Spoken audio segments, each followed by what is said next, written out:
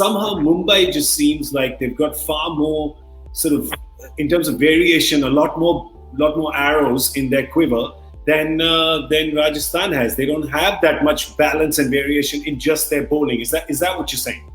Yeah, I think so. I mean, you mentioned all those. I sometimes think you can have too many chefs in the kitchen. There's too much going on, and that's what I would say to Rajasthan. There's a lot going on there, and they've made 3 changes. Again, changes don't always work for me in T20 cricket. I think you've got to stay consistent, but you're trying to find a formula. They've lost the last 2 games, so they're kind of just working out what they feel is their best 11. There's still no Ben Stokes, and that is massive. When Ben Stokes can play, which will be the next game. The problem for Ben Stokes and Rajasthan, he hasn't played since August the 1st.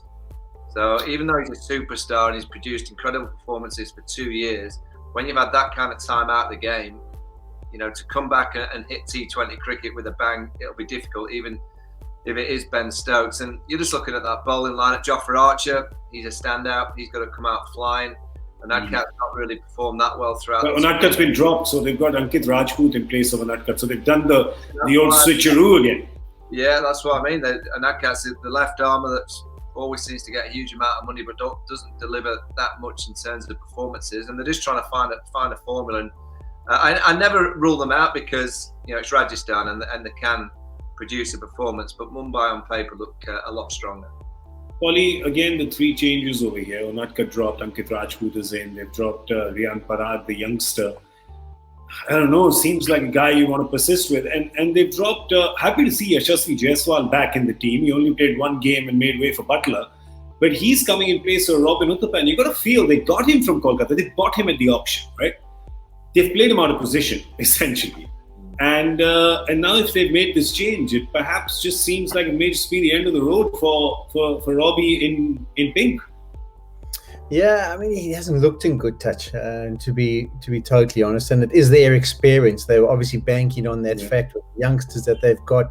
They could use him to good effect. But even when he's come out to the crease, he seemed very, in many ways, scared to try and express himself. He was almost looking like he was just trying to get a score so that he could settle himself down. And it's all too late. And Lamour made his debut, I think, in the last game. So it's basically 4 changes in the short space of time. Yeah. And it does tend to give you the impression that they all are sort of calling all pockets and trying to find some sort of combination. But I agree with Vaughan. The sooner Ben Stokes gets there, it'll just bring so much more balance and feel like they can actually go in and compete. And at this stage, I think if you're totally honest with them, they're going to be saying to you, well, we need a Buttler or we need a Steve Smith to have an unbelievable game and maybe Jofra to play unbelievably as well. But if you just say to them, well, if you just put in a consistent team effort, can you beat Mumbai?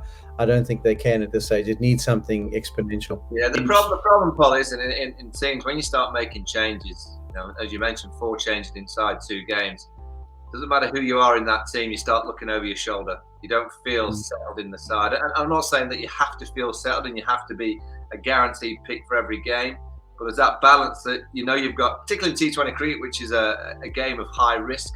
You want to have the full backing of the coaching and the management, knowing that you're going to get a few games on the trot, so you can go and play a fearless brand of cricket. If you're kind of thinking, wait a minute, I need a personal score, I need a personal kind of impact with the ball, rather than looking after the team, that's when it doesn't come together. You've just got to make sure that you're playing completely as a team, playing the situation. If you can get to that, great, but it's never easy when you're making wholesale changes like they have done in the last couple of games.